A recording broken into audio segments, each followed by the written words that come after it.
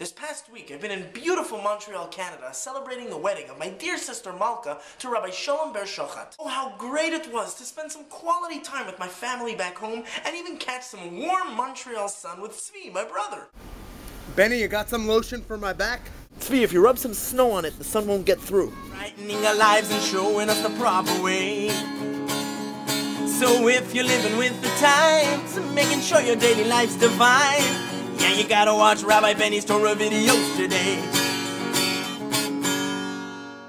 Welcome to the Kabbalah Jewish Center's video blog, the Torah portion of Va'era. I'm here with the world-famous Rabbi Leba Ruddle from Shul Lounge headquarters, located in DDO, Quebec. Hola. Hey, Benny, I don't think the guys at the Kiddush Club can wait any longer. And finally, the Torah arrives at its most significant account of our history. In our Torah portion of Va'era, the Jewish people are slaves to Pharaoh in Egypt. God began redeeming his chosen people via Moses. So late. You couldn't come earlier, you couldn't call. Moses and his brother Aaron come before the great Pharaoh and demand that he let my people go. But Pharaoh's heart is hardened and he refuses, which prompts God to pummel Egypt with 10 plagues. During almost every plague, Pharaoh promises to let the Jewish people go as long as God put an end to the crisis. Yet as soon as God ends the plague, sure enough, Pharaoh refuses to let the slaves free. This week's Torah portion, the first 7 of the 10 plagues are recounted. Let us summarize. For the first plague, the Nile River turns to blood. This looks like blood. No, it's just punch. Plague number 2 is frogs filling up the land. Stop it, you frogs! The third plague brings lice upon all the Egyptians. Wouldn't that be an awesome Head and Shoulders commercial? The all-new Head & Shoulders with enhanced vitamin B11, making your hair looking healthy and wavy, and most importantly, lice-free. The fourth is an attack by wild animals. In plague number 5, all the cattle and animal die in the field. The animals are dying. Number 6 is blisters and boils. Oh, the pain! In plague number 7, huge chunks of hail come raining down onto Egypt, destroying anything in sight. Due to the fact that we don't actually have any hail to demonstrate, we're going to substitute it with caffeine. There we have the first 7 plagues. But one thing that bothers me every time I read this story is what on earth does this have to do with me? That? You want me to give you 7 plagues? No, I mean that while everyone knows the historical account of what happened, most people can't relate to the story. It happened over 3,000 years ago, so why does the Torah tell us petty details of slavery, plagues, pharaohs, and freedoms? Where do I fit in? Oi, Rabbi Benny, the Torah is not a history book. A very contemporary and relevant guidebook, speaking to each and every individual living in this world. The stories are our stories as we pass through the obstacle course of life, trying to make this world a home for God.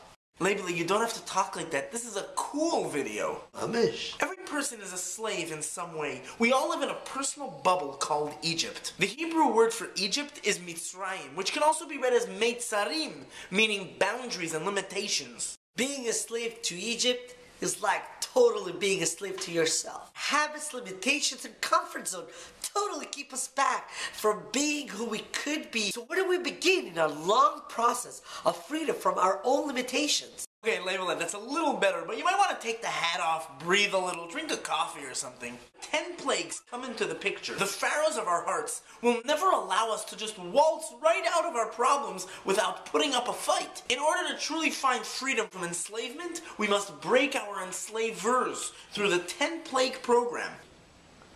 According to the Kabbalists, each one of the 10 plagues was a different attack strategy to destroy the Egyptian slavery.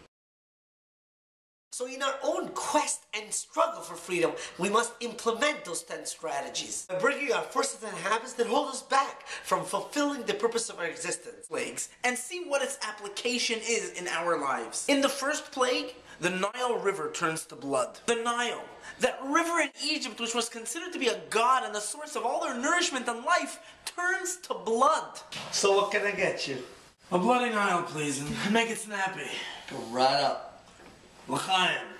L'chaim, to life! That's just it. The Nile turning to blood represents bringing life into our lives. The waters of the Nile were idolized. They represented cold apathy to godliness and anything holy. Blood, on the other hand, symbolizes passion, warmth, and energy. God turned that chilled Egyptian attitude towards holiness into a passionate river of vitality. The plague of blood, that first plague to hit Egypt, teaches us that the first step to our freedom requires us to transform our lives from cold indifference to one flowing with warm energy. In the second plague of frogs, the Torah interestingly tells us that they willingly jumped into the ovens and fireplaces. The Egyptian ovens symbolized the heat and excitement towards fulfilling Egyptian physical desires. Excitement that defies godliness. The frogs, those cold, motionless creatures, willingly sacrificed their lives in order to chill those raging Egyptian fires of physical pursuits. In your life, as you begin your journey to freedom from slavery,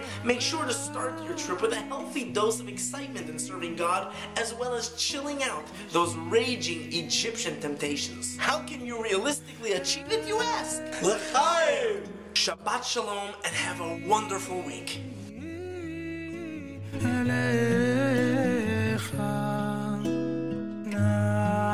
נפשי